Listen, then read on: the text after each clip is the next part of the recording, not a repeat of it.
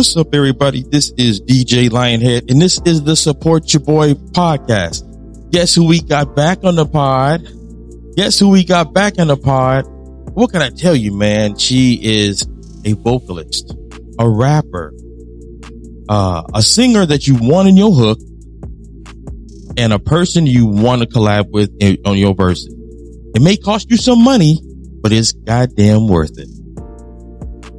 She's been gone, but we're going to figure out why she's been gone, and she's back on Support Your Boy podcast and probably pushing harder than we even know. She is the one. She's the only. Esha in the building, you guys. My bad.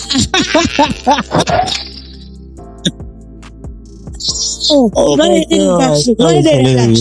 How you doing? My God. How you doing, girl? How are you doing? I'm doing good. So first of all, I wanted to, other than that odd ass intro there. You see how you do. Yeah. First day back in business and I get the crows. That's hilarious. Okay. So for the people out there who are the fans of Esha and who have listened to her songs, listen to her on the hooks of so many artists like Henny Holyfield and a lot of other Skylit artists and artists we don't even know about. Why haven't we heard from you so long? Y'all haven't heard from me in so long, honestly, because I ain't fell off. I've been really, at first I was working on school, trying to get my degree, but I really got sick. I got sick as hell with my lungs. You know, the lungs is what you need to be able to even breathe, and I couldn't even.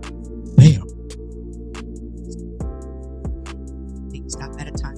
Performing, recording, now working, hospital. Yes. So, when you say you were ill, can you explain what you were going through and what it was actually called? Yeah. I thought at one point I had lupus, which I do, but to begin with what I was really dealing with, I was dealing with my eyes bothering me like so bad. I thought I had dry eye, you know, so I'm always trying to, I was just messing with it, like trying to get whatever the fuck was in there. And it was nothing, but they were like flames and stuff. I didn't have no clue about that 2 years ago. Yeah. And so but what really bothered me was my lungs. And so I thought I had asthma. I'm taking asthma medicine and shit until I get hospitalized with pneumonia twice. Yeah. They were like, you have imaging on your lungs that look horrible, you know, could be scarring, whatever the case may be. I need you to get to a pulmonologist. I've been working behind the scenes trying to figure out what was wrong with me. You know, so it got to the point where I couldn't even walk upstairs. I got a 2-story house. Can't walk upstairs. I was living on an oxygen tank. Ooh. So I'm like walking around dead, zombie. Now I'm in my feelings. I'm not seeing nobody. I'm not talking to nobody. Yeah. And then fast forward to recently, about 2 months ago, I was like I wasn't really feeling good, but then I was at work and having to call off a lot because I can't see. And my eyes are messed up today. I don't know safe driving. I go to sleep, seeing, and I wake up the next day, literally no sight, no vision, no nothing. Just, damn. Did I open my eyes? And I'm like, Trey, screaming my son's name, like, Trey, come here. Is my eyes open? He's like, yes, mommy, what's wrong? I'm like, nigga, I can't see. I'm like, huh? I'm like, nigga, no, I cannot see. I'm like, thinking like, damn, am I gonna see ever again? So I've literally sat on the couch for a week straight. That's all I could do is sit up and wonder, like, this shit ain't coming back. My eyes ain't coming back. I need to go to the hospital. So I was trying to get help. I ain't really even have help getting to. I had to pay people to drive me to the hospital just so I could get started seeing what was wrong. Yeah. Biopsy come back with it. I had a biopsy during that time and they said it was sarcoidosis. Rare autoimmune disease that affects all organs, including the eyes, lungs, heart, everything. So I just couldn't do nothing until I found out. I just started seeing almost 2 weeks ago out of my right eye. 2 weeks ago. My left eye, went to the doctor today. He said, Esha, we gotta get that fixed. But I can't see out of that one, but this one I can. Damn. So, and when nobody could see me, because I felt like I was looking like Uncle Ruckus. No, you didn't. Uncle fucking Ruckus. Couldn't have nobody seeing me like that, because nobody's seen Esha like that. Nobody's seen sick Esha or knows what I do when I'm not performing and I go home and I'm not feeling too well. Right. So I just decided this time, like when I was like speaking to myself, like, you're going to see it. Yeah. Because you just got like a download, like you did this is happening to you because last time I told you to do something, you started it and didn't finish. And it was major too. The same thing I'm working towards now, but just now it's greater.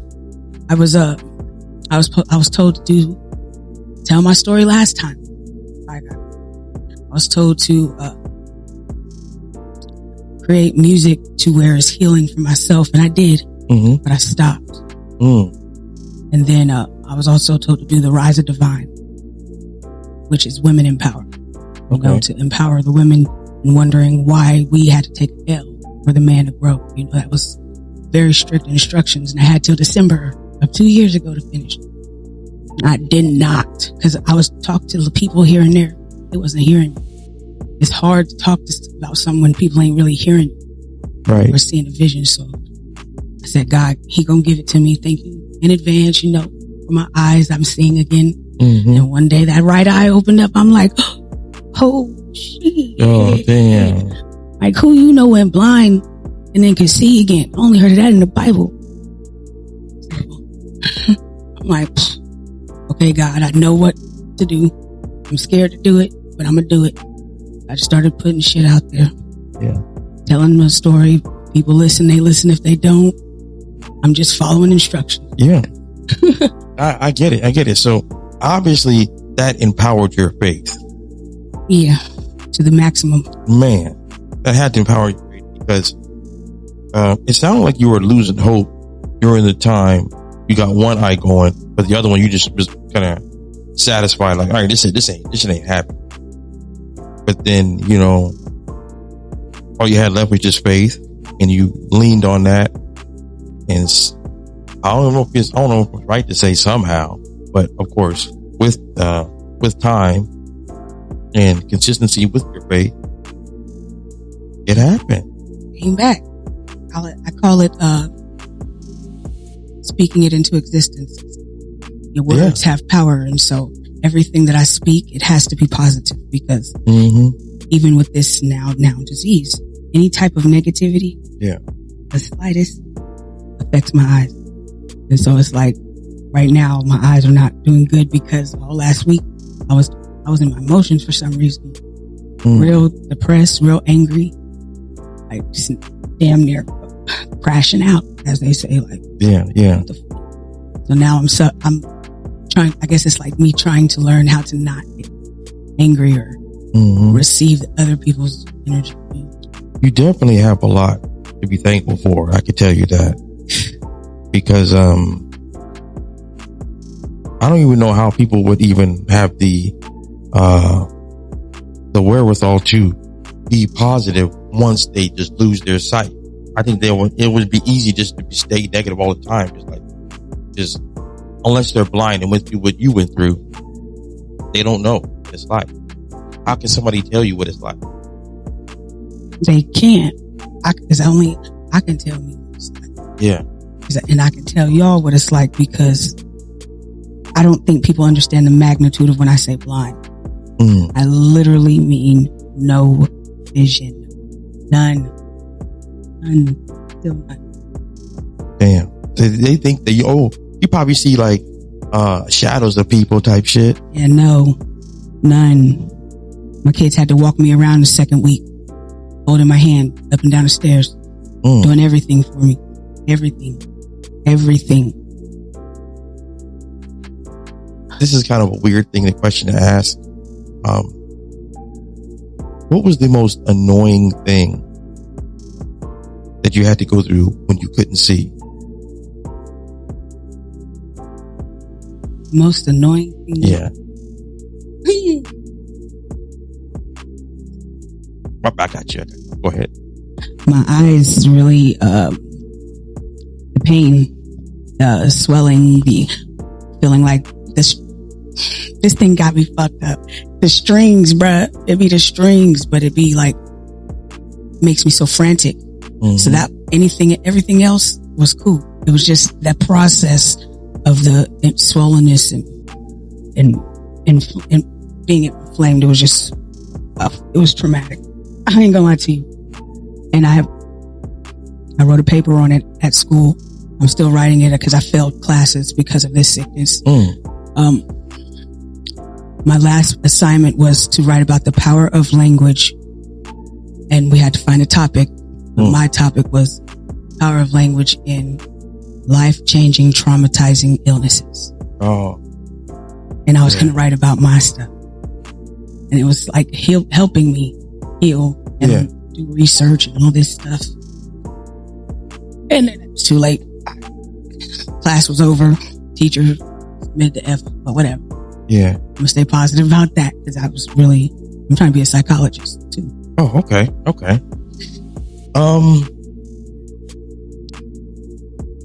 Not trying to be funny. But be funny, please, because I need to laugh. Shit, okay. I've been crying. I would think that the most annoying thing about being blind is every time you ate a cookie, how are you gonna see the crumbs on your shirt? You know what? I didn't never see the crumbs either because I was eating cookies, them little freaking flips, white chocolate fudge pretzels. Oh my god! Yeah, I was eating, but I felt the crumbs falling on me, so it's like, I'm like this. You know what I'm saying? Like, I'm gonna get them crumbs off. I can't stand crumbs. Yeah. Because I would think that would be annoying, is just not knowing if you were as clean as you could be because you can't see it. I don't know what's going on around the house. I'm telling the kids to do their chores, but are they? Yeah. You know, are you tricking me? I know you, and you couldn't drive nowhere. Nowhere. I had to sit up in that house. You know what? Through this, I ain't gonna lie, I feel like my senses got like so heightened to the maximum. Like my breathing, I could breathe, I could sing again. My eyesight, and then my right eye is like, I don't know what it is, but it's so pristine. I be like, and I use it for, it's like both of my eyes are open with this one eye. Did they tell you that there's certain things you used to do in the past you can't do anymore due to what happened to your eyes? No, because they don't even know what's really going on with my eyes. To be honest, nobody don't know how to cure sarcoidosis. Oh, this is currently in research right now. Okay. So, did they say that it can come back? This is like it goes through remission. It could come back, but flare, like stress is the number one trigger. Stress. Any type for my lupus, and so I can't even stress. That's everything else be kosher. I would think that you must have pounds of weed at the house. I didn't know if we were smoking it here or not. I didn't know. I left. Oh man, for real though. Oh shit. Well, I have a couple more questions. These are more of like, there's so much I would like to ask you about your, the situation that happened to you. Before I get to my question, I guess another thing I wanted to ask you is, when you heard new songs, obviously, I'm not trying to make fun, you couldn't see the name of the song, who did the songs, but you heard them. During the time where you couldn't see, what song was you feeling that just came out? You're like, oh man.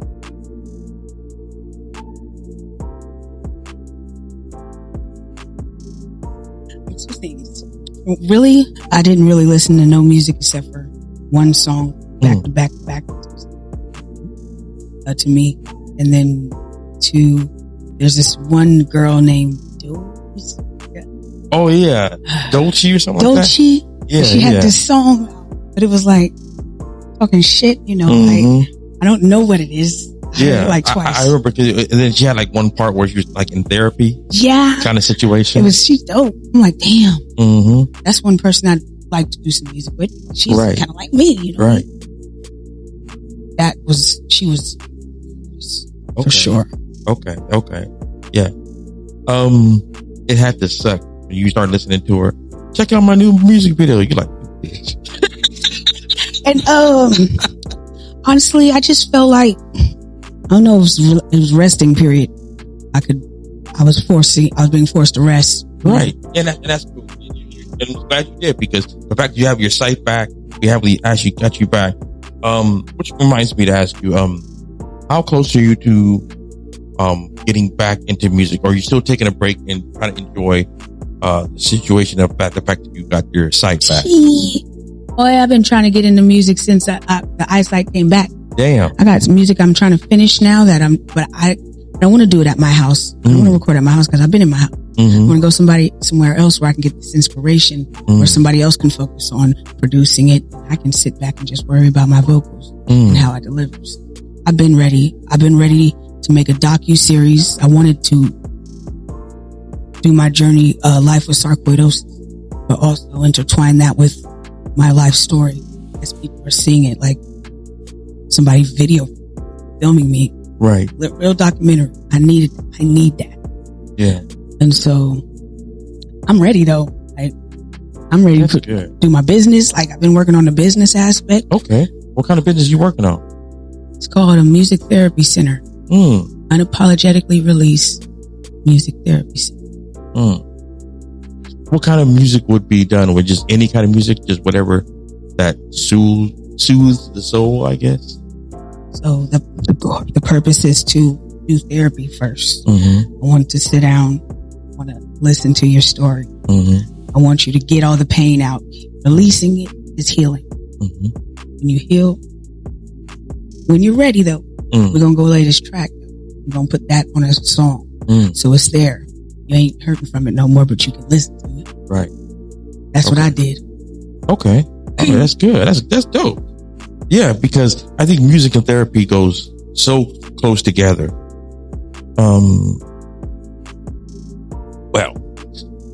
I had some questions, and this is more about how you're feeling about music today, and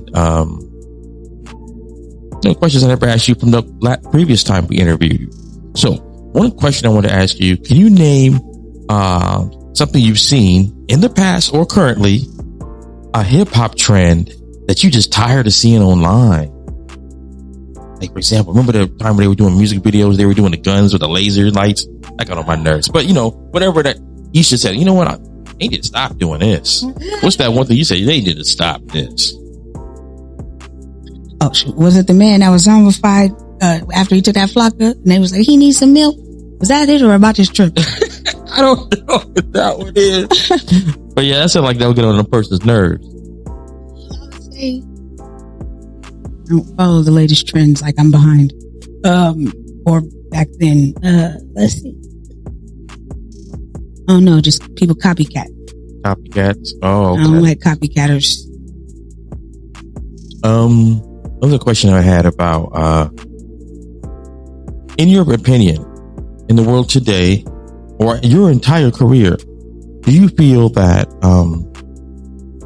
women today don't collaborate as much as they used to? Because I'm pretty sure you've seen collaborations where you see like even a compilation of R&B or hip hop songs with men, and you don't see that with women. Why do you believe that is?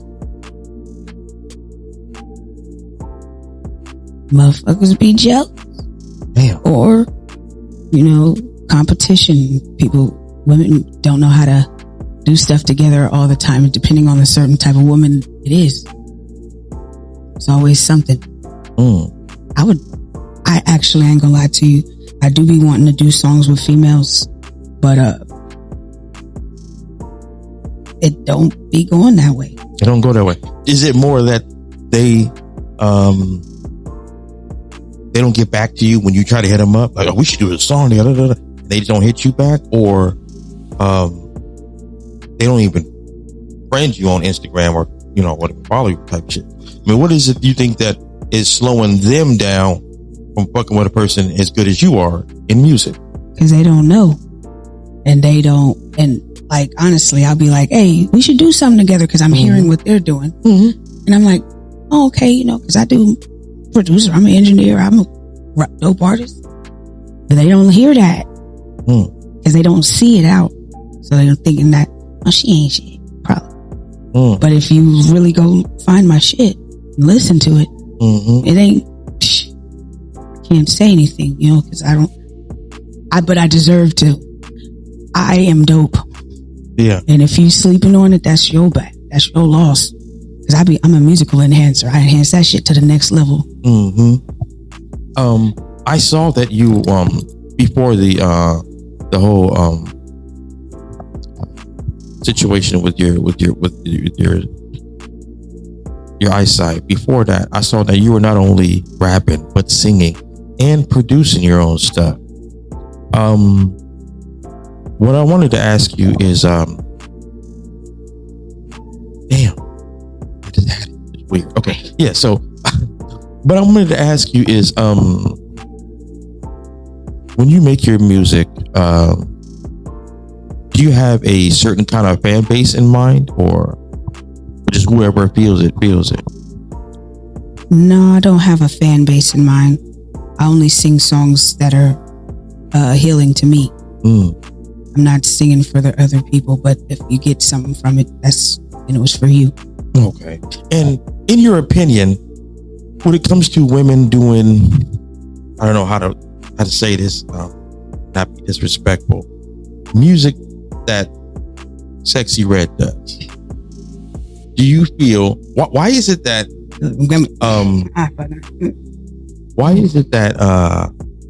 do you feel that you don't do that, and you don't, or because I've noticed, I've listened to your music and you don't do none of that type of music. Your music is more about, you know, who you are instead of what you got. You know what I'm saying? So, how do you keep making music where it's more about, you know, who you are, when it's so popular talking about what you got? Because you got to dare to be different, and because the mindset that I have, and the goal, and the vision, and the purpose that I have in this is not to sugarcoat anything. I don't, unapologetic is on my face. I say what I want. I say what I need to say. I say how I feel unapologetically. So the music is based off of a situation that has occurred in my life, or how I'm feeling in the moment, and I lay it on a track, and it takes a while. I gotta find the beat. Once I find the beat, I gotta hear it from weeks just to even process the beat to some words. And then when I sit and write, it'll all fall together. But it's like a process. Do you feel that if a major label wanted to sign you, and they're offering just a meager 10,000 signing bonus, but they need you to do a 8 to 10 track album talking about your body parts and how, you know, how good they are and type shit, you know what I mean? Could you do that? Or would you be like, nah, I gotta be me, or it's no deal? To be honest, the fact that that's even being asked to me, because I don't even deal with that type of life. Like, I'm so virgin-y, so geeky, nerdy. I don't know nothing about that. It's been years. Gotcha. So I don't be trying to around like that. Yeah. I don't have time. I don't like to be around people like that. Now, I also saw that you have been performing a lot before the injury, but you did perform a lot. When you were performing, what was your favorite song to perform? What was that one? You like the one that was so good that they took the lyrics out? You still be doing that damn thing. Revenge. You know that song by heart. Dream Girl next, but there is a new song I did with my friend Cali Boy skit called Feeling Like, and like I'm already knowing the performance for that song is gonna be wow. So I'm so geeked. I need to perform that song. When is it? What, is it already out? No, I've been trying to upload it for the past few days. It's just like I don't know. I gotta focus. Okay. So so for the people who really want to, I can't wait to see her new song. I want to support her, what she's been through. What's the name of the song, and what around what time should we look forward to it? The name of the song is called Feeling Like. Feeling Like. I be feeling like. Oh man, say we got to hear you back. Man, we got to hear it. And when is this supposed to be coming out? Like, I'm gonna try to work on it by next week. Like it says on a distribution. It takes about a week. Yeah, because it takes the time, like 1 or 2 weeks, depending on which. I'm saying give it about give it about a week and a half. Cause I'm about to try to upload that thing as soon as I get to the house. Like it's on my keyboard. It's right there.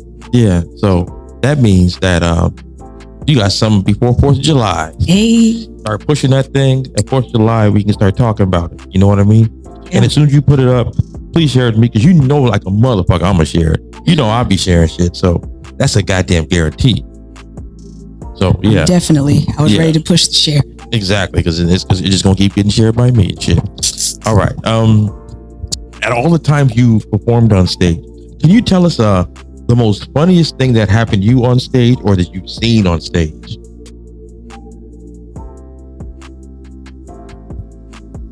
I think I was in Davis at one show. And I was performing, and these drunk people were like screaming like, wow. And I'm like trying not to get embarrassed. And it was nice. There was a lot of people in there finally for once. Because you know, them motherfuckers don't be coming to support shit. But there was a lot of other people that mattered in there, and they were like geeking out. Damn. Like fanning, like literally made me feel like I was a superstar. You know what I'm saying? Like, oh shit, I don't know how to feel right now. So right. Let me act natural. And they was like fucking with me. They got me drinks and everything. It was cool. It was funny because the way they were looking and how they were dancing, you know. Well, white people dancing. You wish you could film them, huh? I wish I could have, but I would have fucked up singing if I focused on them too much. I had to look away. Yeah, I get it, man. Okay, so the song that you most recently did, what was the most typical part of making it? Confidence to step to the mic. I've been afraid to get at the microphone because I don't know, for the past year, like when I started on the breathing tank, I could sing at least, but it was the microphone. It's something about the microphone. I don't know. I was scared of it. Because I also produce and record music with artists. I've noticed when they haven't been recording in quite a while, they get what I like to call studio rest. You know what I'm saying? Where you haven't been on a mic for a long time, you taking hella motherfucking takes. If you're an artist right now and you hear what I'm talking about, you know what I'm saying. It's been a long time since you record. When you start recording often, you start to be able to do a shorter amount of takes. You don't need that many takes. Right. But when you get that, what I like to call studio rest, man, ain't no one take. I started cracking. I'm like, I don't like how it sounds. I'm getting upset. Yeah. Turn the microphone down. Command and see. Yeah. A million times I just gave up. Like, fuck it. What's the most amount of takes you had to take for a song once you had the like I said, studio rest? Because I've done a lot. We're talking about, I think my most takes I've ever done was 20 for one verse. Mine, I think I hit about at least 100 for this song called Be Here for Me. It got Buddha Baby in it, and I've been wanting to perfect that. I've even went to other producers to get it done, and just came out like mine. Like in your vision, yeah. Yeah. I get that. And I would hate to have to call him back and be like, hey, I need you to record this verse. But I found his verses.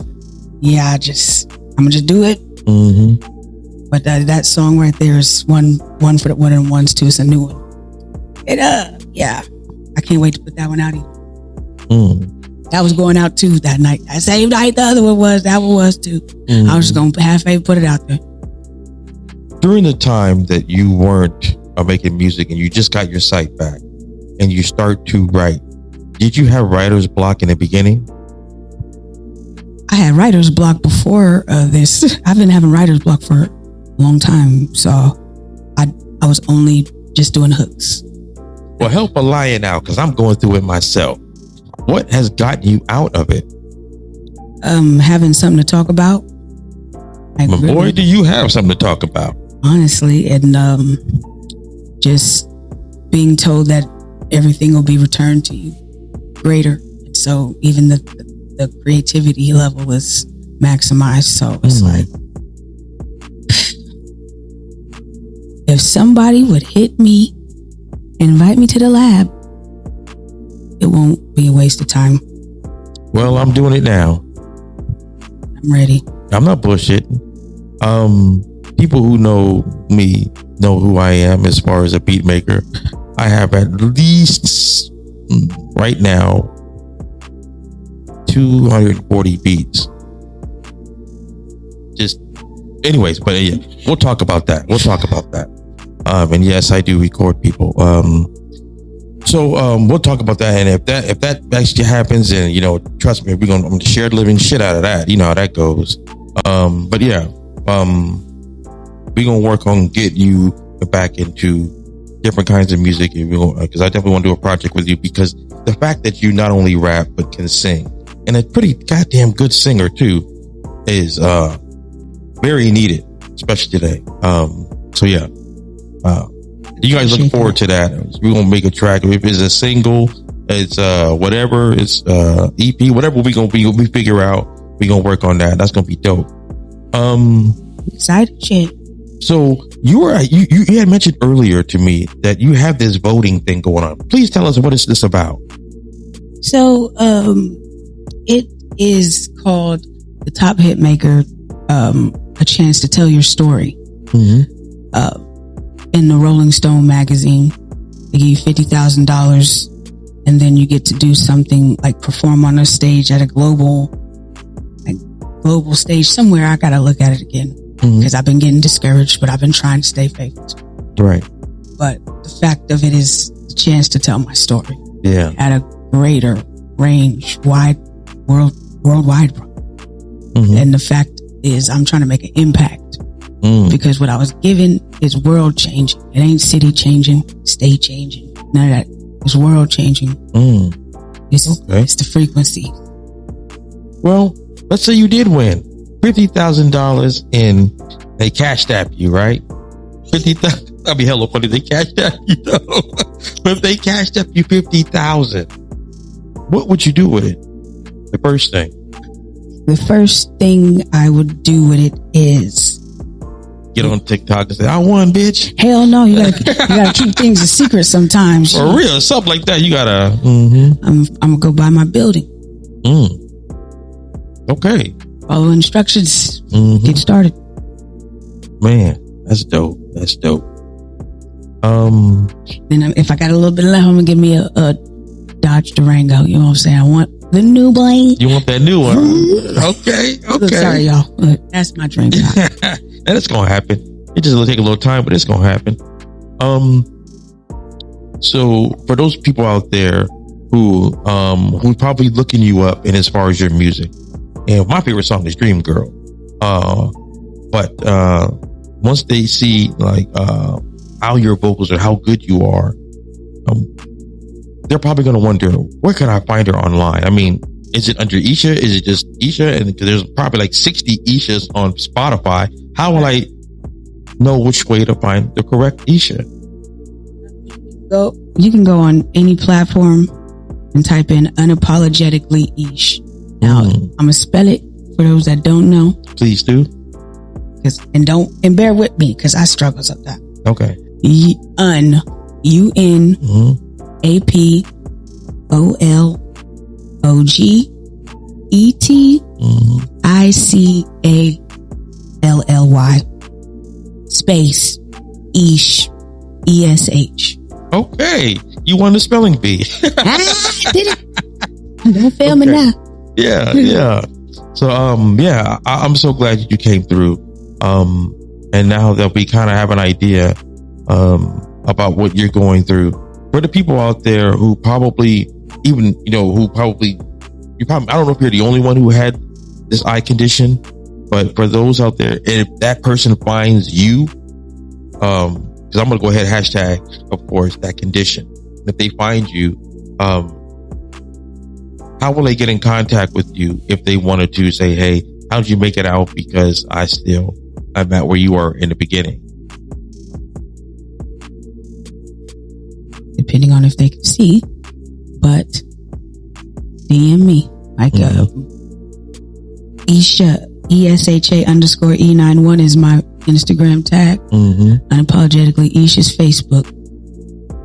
Would give you a number, but you got to DM me first. Right. I totally understand that. So for those people out there who is listening to the podcast, whether it's on YouTube, which it will be, and on Spotify, which it will be, of course they're going to listen to it on Spotify and like, okay, I don't know how they would, maybe they have somebody with them to type it up so they can get in contact with you in that nature. So if you have a kind of condition or eye condition and you are trying to get to the level where she is able to see and wanted to know, what did she do other than faith? What did she do as far as pill wise or rest wise?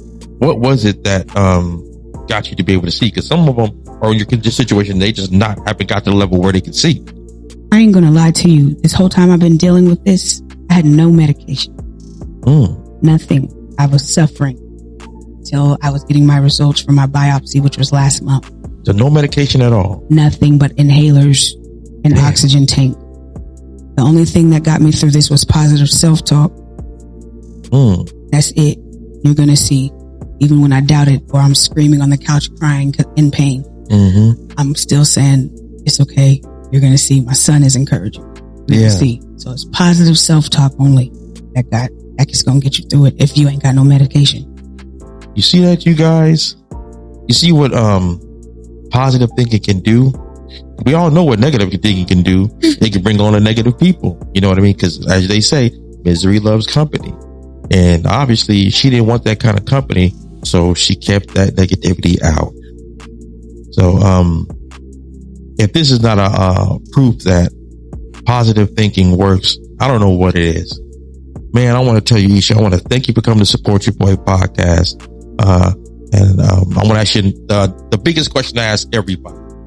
Is there a chance that we can get Esha back on the podcast once she makes her music and does so well and probably outshines me just so to the point where she won't even accept my, message?